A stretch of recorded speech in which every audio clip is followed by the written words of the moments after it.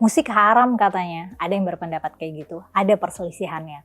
Baik yang mengharamkan maupun yang membolehkan itu punya dasar masing-masing. Bukan cuma musik, ada juga yang mengharamkan tarian, lukisan, spesifiknya gambar makhluk hidup gitu, dan patung-patungan. Nah, karena umumnya perempuan itu suka dandan dan berpenampilan cantik, ada juga yang mengharamkan perempuan dandan cantik, mengharamkan make up, parfum, mengharamkan pakaian yang warnanya mencolok, yang motifnya mencolok, model mencolok. Nah, ini pokoknya tentunya sudah mencakup prasyarat menutup aurat ya. Tapi pertanyaan besar ya, kok bisa ya ada budaya anti seni gitu? Anti menikmati keindahan. Kesannya kan kayak melawan insting alami manusia ya nggak sih? Meskipun bukan semua jenis keindahan ya, jenis-jenis keindahan tertentu. Nah, biasanya para ulama mengambil hikmahnya dengan pesan, oh karena keindahan bisa membuat lalai. Ada kisah Nabi Sulaiman dan kecintaannya terhadap kuda di Quran surat Shad ayat 31-34. Jadi pada suatu sore, Nabi Sulaiman melihat kuda-kuda yang tegak dan berlari cepat, dan kemudian Sulaiman bilang, "Inni ahbabtu hubbal khairi an dzikri rabbi."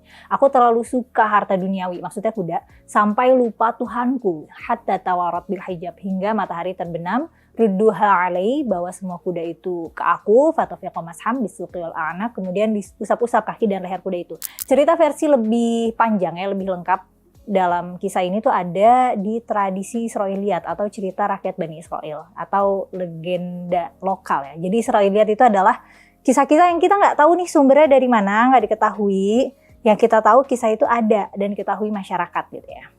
Nah, ceritanya katanya Nabi Sulaiman itu keasikan nontonin kuda sampai lupa sholat. Kemudian kuda-kuda itu disembelih sebagai simbol tobatnya gitu ya. Perlu dicatat, catatan Israiliyat ini nggak ada otoritasnya ya. Kebanyakan cerita-cerita Nabi versi extended ini kita dapat dari cerita rakyat sana dan bukan dalam manuskrip yang dianggap suci. Sebelum lanjut, aku mau ngumumin dulu kalau aku punya konten yang secara eksklusif bisa diakses member dengan biaya 19.000 per bulan, yang mana konten-kontennya ini aku kurasi berdasarkan tingkat sensitivitasnya. Kenapa aku batasi aksesnya? Ya karena sensitif, butuh kebijaksanaan lebih untuk menyimaknya, dan jadinya supaya yang nonton juga beneran yang bersedia dan siap nonton aja gitu. Bukan nggak sengaja ketonton, nggak sengaja ketonton gitu. Caranya join membership ya, bisa klik di sebelah tombol subscribe. Oke lanjut, katanya haramnya musik itu ada alasan takut bikin manusia lalai dari Tuhannya kan, lalai dari beribadah, dan katanya musik itu gendang setan atau seruling setan gitu. Redaksi gendang setan atau seruling setan ini, atau nyanyian setan ya kadang. Nah ini sebenarnya dari kisah di mana pada suatu hari, di hari lebaran, ada 2 orang budak wanita Ansor yang sedang bernyanyi. Dalam riwayat lain katanya lagi main rebana di rumah Aisyah. Terus Abu Bakar, dalam riwayat lain katanya Umar, datang dan bilang, loh kok di sini ada nyanyian setan gitu. Bahasanya sih mazmur syaiton gitu, mazmur setan gitu, atau nyanyian setan. Tapi kata Nabi, ya nggak apa-apa, ini kan lagi lebaran gitu. Jadi yang ngegapapahin itu merujuk ke situ ya. Ada suatu pertunjukan yang biasa dipertunjukkan oleh orang Habasyah gitu, atau Sudan, atau Ethiopia ya kalau sekarang kali ya, nggak tahu. Mereka ngasih pertunjukan tombak dan perisai sebagai pertunjukan seni gitu, dan melibatkan musik dan tarian juga. Dan Aisyah suka nonton pertunjukan ini, dan Nabi nemenin sampai Aisyah bosan. Di dalam tradisi penghafal Quran ada mitos populer yang katanya kalau penghafal Quran dengerin musik nanti hafalannya hilang. Atau kalau berbuat dosa, kalau pacaran, kalau melihat aurat orang lain meskipun nggak sengaja, hafalan bisa hilang. Padahal cara kerja memori nggak gitu. Cara kerja memori itu ya jauh lebih kompleks daripada kayak tiba-tiba hilang atau terhapus gitu. Memori termasuk hafalan itu nggak bekerja seperti file komputer yang bisa dihapus secara selektif. Hafalan itu bisa kita hafal karena ya kita fokus atau kita ulang-ulang jadi kesimpan nih. Dan setelah masuk memori jangka panjang biasanya akan awet, terutama jika ada kelekatan emosi atau kelekatan cerita tertentu atau pengalaman tertentu yang terkait dengan hafalan itu. Nah ini makanya kalau misalnya waktu kecil kita sekolah di sekolah Islam gitu, ada hafalan wajib, terus kita nggak tahu artinya, nggak pernah dibaca lagi, nggak pernah dengar lagi, ya kemungkinan besar akan lupa gitu. Karena itu jadi kayak meaningless information aja. Nggak ada jaringan lain di memori itu yang bisa bantu mengikat memorinya. Nah karena yang kita lupa, kadang tuh nggak beneran lupa gitu. Asal ada triggernya bisa ingat lagi kalau ada memori lain yang berkaitan. Itu kenapa kita susah lupain mantan. Sekalinya udah ngira kita udah lupa nih gara-gara terekspos suatu hal gitu, entah suatu rasa atau emosi, suatu bau, suatu kata-kata yang bikin kita ingat mantan, ya ingat lagi gitu. Kembali ngomongin seni secara umum, emang Rasanya ganjil ya, ganjil sekali kalau ada budaya yang anti seni sama sekali kan. Dulu, seni gambar dan rupa itu identik dengan ritual spiritual. Gambar dan patung adalah salah satu media sesembahan, dan ini adalah praktik yang ditentang oleh Nabi Muhammad ya. Waktu peristiwa Fathu Makkah atau penaklukan Mekah pada tahun 8 Hijriah atau 630 Masehi, Nabi Muhammad menghancurkan berhala-berhala yang ada di sekitar Ka'bah dan yang di dalam Ka'bah. Nah, bagi yang Muslim bisa nih menerima kisah ini sebagai perjuangan penegakan kebenaran gitu. Katanya ketika Nabi menghancurkan berhala-berhala ini, Nabi membaca ayat 81 surat Al-Isra yang bunyinya wa qul ja'al haqq wa zahaqal batil. Innal batila kana zahuqa. Yang kurang lebih artinya kebenaran telah datang ya, dan yang batil telah lenyap gitu. Sesungguhnya yang batil itu pasti lenyap. Nah, tentu buat orang Muslim, Ka'bah ini kan suci dan berhala menodai kesucian itu. Tapi kalau kita misalnya mau memposisikan diri sebagai penyembah berhala gitu di zaman itu, bagi mereka Ka'bah juga suci, dan menaruh patung-patung di sekitar Ka'bah itu adalah cara mereka mensucikan Ka'bah. Nah, Ka'bah itu suci bagi banyak pemeluk agama ya, orang yang mau musafir untuk bepergian atau berdagang. Biasanya memang mampir dulu nih ke Ka'bah untuk tawaf, untuk muterin Ka'bah. Jadi muterin Ka'bah ini tradisi tua dan dulunya bukan ritual yang eksklusif dilakukan orang Islam. Dan lanjut lagi, kalau pakai pendekatan arkeolog, penghancuran berhala-berhala di sekitar Ka'bah ini adalah aksi penghancuran kekayaan arkeologis. Karena patung-patung di sana itu punya banyak jejak-jejak budaya lain yang bisa kita pelajari gitu. Ada berhala-berhala yang paling legend nih. Lata, Uzza, Manat. Ada sindirannya di Quran buat penyembah 3 berhala yang dipercaya sebagai anak Tuhan gitu. Lata atau Allat ini adalah Tuhan atau dewi yang terkenal banget dan memang udah lama banget gitu, udah tua gitu kepercayaannya. Awal ditemukan ada jejaknya itu dikenalnya Alilat. Jadi Lata atau Allat atau Alilat ini adalah dewi yang sudah dipercaya warga Yunani sejak tahun ke-5 sebelum Masehi. Orang Assyria yang merupakan bagian dari Mesopotamia kuno dan orang Persia kuno juga percaya sama Alilat. Nah, kita bisa lihat nih patung-patung Alilat ini yang memang kelihatan punya pengaruh budaya Yunani. Tapi sayangnya kita nggak bisa lihat versi yang di Ka'bah karena sudah dihancurkan. Kita bisa lihatnya yang ada di museum di Damaskus, Irak. Ketika masuk ke Arab, populer deh tuh, terutama dari kalangan Bani Saqif di Taif, Mekah.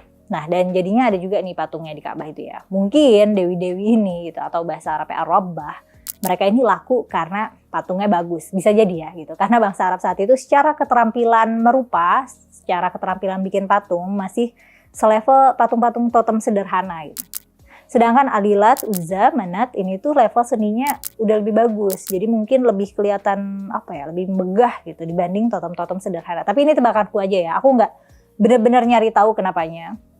Dan mempertimbangkan betapa populernya sesembahan patung dan menjadi pematung itu bisa jadi opsi karir, aku rasa wajar kalau yang patungnya bagus itu bisa jadi lebih laku gitu sebagai sesembahan. Dan emang konsepnya nggak sedangkal menyembah patung ya. Dalam kepercayaan pagan Arab pra-Islam, mereka tuh katanya bukan menyembah patungnya gitu. Jadi patung tuh media aja, yang mereka sembah tuh konsepnya. Manat, Lata, Uzza ini adalah secara konsep adalah anak Allah gitu, dan dalam anak Allah dalam kepercayaan mereka ya. Tentu definisi Allahnya ini beda sama ajaran yang dibawa Nabi Muhammad ya. Cuman kan Nabi Muhammad itu membawa ajaran tauhid ya, atau memurnikan tauhid. Politeisme kayak orang Arab ini nggak sejalan sama konsep tauhid yang percaya bahwa Tuhan itu esa.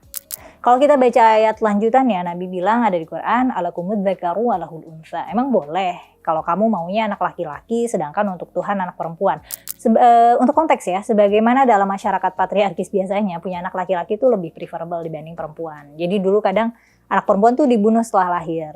Nah, lanjutan ayatnya, yang bilang Manat, Lata, Uzza ini katanya, kata Nabi, ini karangan nenek moyang aja, bukan perintah Allah. Secara literal, Allah itu artinya Tuhan ya. Dan kalau mau ngomongin konsep Allah secara etimologis dan historis, bakal panjang banget sih. Tapi intinya, Allah sebagai konsep Tuhan ini udah dikenal dan diimani, meskipun nggak sespesifik dan nggak sesuai dengan konsep Allah yang diajarkan di dalam doktrin Islam ya.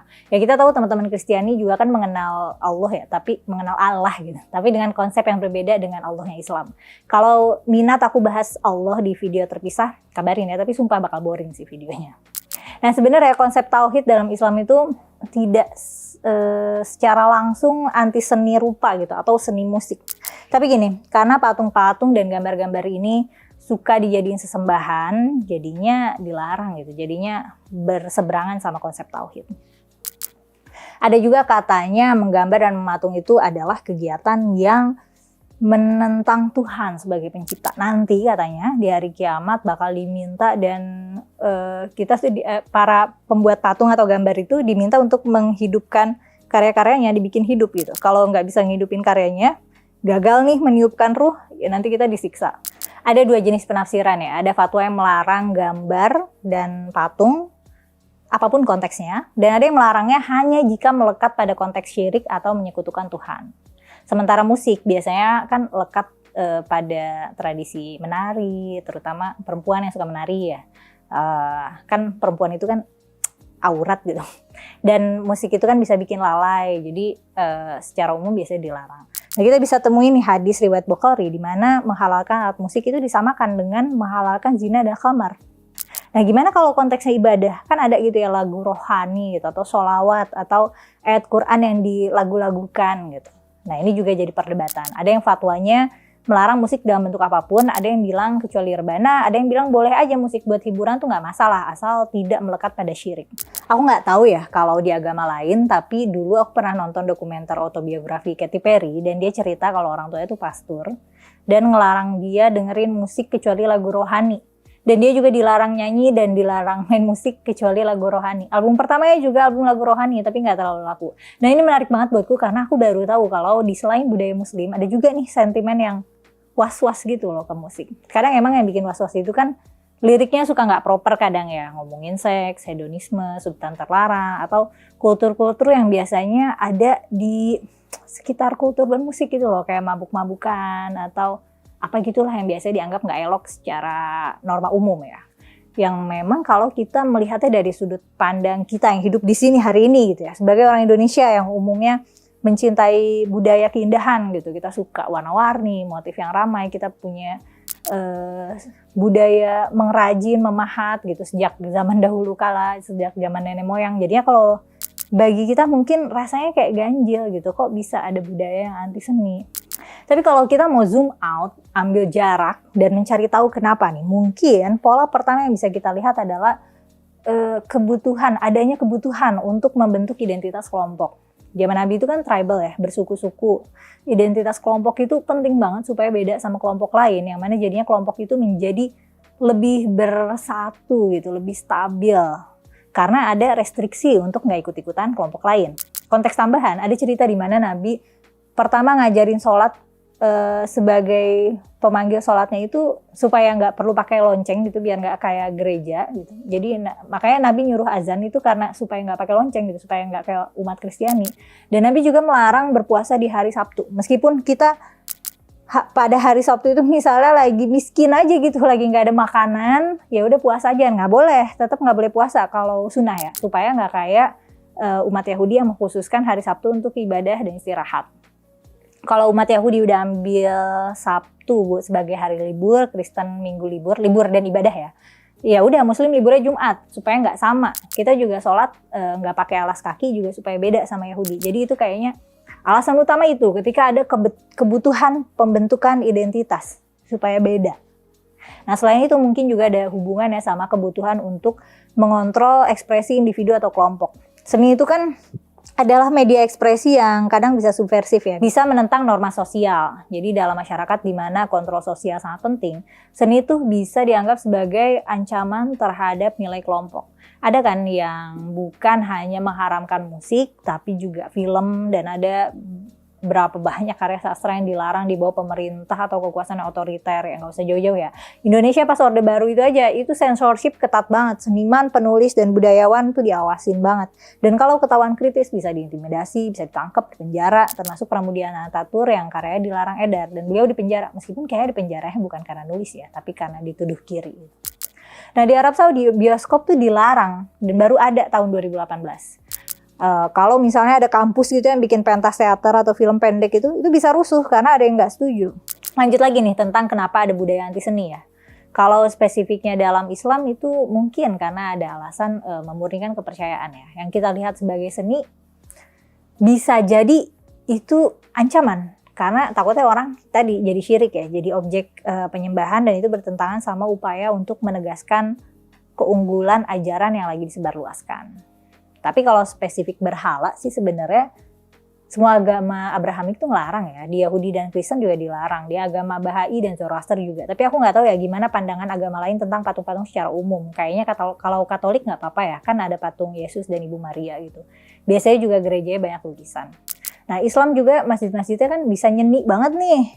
Tapi supaya nggak bertabrakan dengan syariat, seninya itu bentuknya kaligrafi dan geometri gitu. Nggak ada lukisan makhluk hidup.